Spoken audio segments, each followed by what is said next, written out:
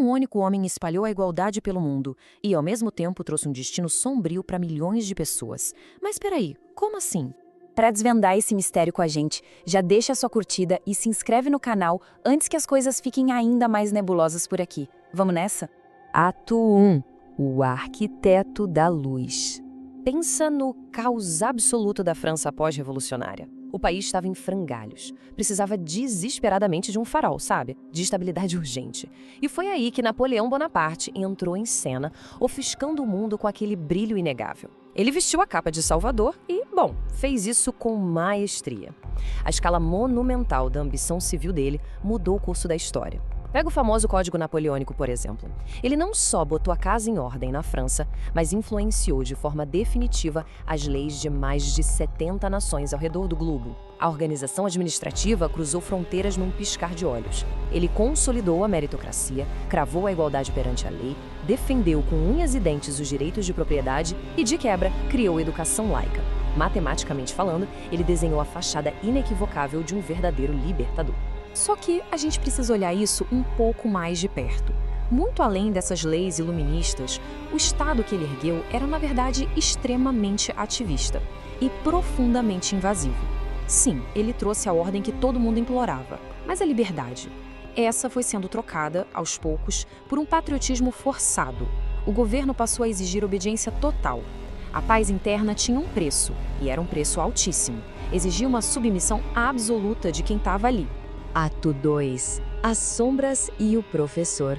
Aqui, a nossa investigação ganha ares de suspense. Imagina agora que nós estamos numa sala de aula, analisando isso com o rigor de um professor destrinchando uma ameaça silenciosa. Algo que estava ali, escondido perfeitamente sob o véu do tal progresso social.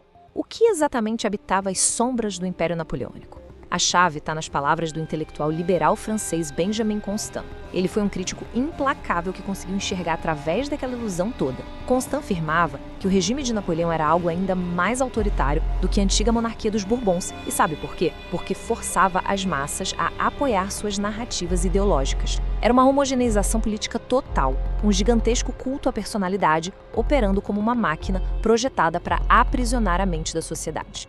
E a trama escurece de um jeito bem assustador. Uma censura rigorosa tomou conta de tudo. O objetivo era óbvio: silenciar qualquer dissidência, apagar vozes contrárias. Ele tomou decisões que deixaram manchas irreparáveis no próprio legado, como o chocante restabelecimento da escravidão no Haiti, somado a controvérsias gravíssimas sobre racismo durante o governo dele. E a ambição não parava por aí. Rolou um saque sistemático, totalmente institucionalizado, de outros países. Artefatos de valor inestimável foram arrancados da Europa inteira, sabe para quê? Para encher os salões luxuosos do Museu do Louvre. Uma glória grandiosa, inegavelmente deslumbrante, mas erguida diretamente sobre as perdas dolorosas de outras nações. Ato 3. A tela da decepção. Pensa comigo. Como um homem consegue manter o controle absoluto enquanto acumula tantos oponentes e segredos obscuros? É aqui que a gente entra na fase thriller psicológico dessa nossa aula. A arte. Napoleão é visto por muitos como o pai da propaganda moderna. Ele não comandava só tropas no campo de batalha, não. Ele comandava a imprensa, o teatro, a literatura. Ele encomendava obras grandiosas, pinturas épicas feitas por gênios como Jacques-Louis David e Jean-Auguste Dominique Ingres, tudo milimetricamente calculado para projetar uma autoridade imperial inabalável. Ele usava a arte, literalmente, para neutralizar qualquer crítica. Ele não conquistou apenas territórios no mapa. Ele dominou a própria percepção da verdade. E é aqui que a cortina cai. A gente está diante de um dos contrastes mais absurdos da história. Mito versus realidade. Olha bem para isso. À esquerda, a visão de Jacques-Louis David, aquele imperador calmo, heróico, subindo os Alpes, o salvador romântico invencível. Mais à direita, Francisco Goya joga na nossa cara a crua realidade da invasão da Espanha em 1808. Uma invasão implacável, que, aliás, foi o grande catalisador para as independências aqui na América Latina. Só que na tela de Goya não tem heroísmo nenhum. O que a gente vê é uma tragédia profunda, inocentes que perderam a vida diante de uma força militar avassaladora. E diante desse desespero, o mito desmorona. Ato 4, o veredito final. 6 milhões. Em 17 anos de guerras incessantes, esse é o número estimado de europeus que perderam a vida. É um custo humano que a gente mal consegue imaginar. O peso gigantesco dessa estatística cai direto nos ombros de um império implacável. Para milhões de famílias, a expansão napoleônica não trouxe luz. Ela significou, na verdade, um destino sombrio e marcou o fim de uma era devastadora para todo o continente. E hoje a gente assiste a um verdadeiro choque de opiniões em ritmo frenético.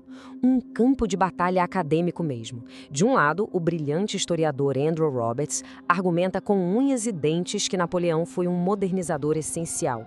O cara que cravou a meritocracia e as bases de quase toda a lei contemporânea. Mas, do outro lado do ringue, a crítica vem pesada. Especialistas ferozes como Victor Davis Hanson e Frank McLean definem ele como um megalomaníaco perigoso, alguém que levou a França à falência absoluta e que deflagrou uma crise global capaz de atrasar a economia europeia por uma geração inteira. É uma guerra intelectual sem trégua. Tudo isso joga a gente de cara com um mistério incômodo, o famoso paradoxo francês. Apesar de ter moldado a nação moderna de um jeito tão incisivo, a República Francesa atual não faz grandes comemorações oficiais de Estado para ele. Ele paira no ar como uma grande sombra intocável, um tabu. E, no entanto, o cara continua profundamente enraizado na identidade cultural do país e do mundo. A lenda devorou o homem e deixou um rastro monumental de reformas napoleônicas que continuam ditando as regras de muita coisa até hoje. Então, fica o grande questionamento para quem acompanhou essa nossa análise até aqui. Napoleão Bonaparte foi o brilhante arquiteto do nosso mundo moderno? Ou a maior e mais perigosa ameaça silenciosa da sua época?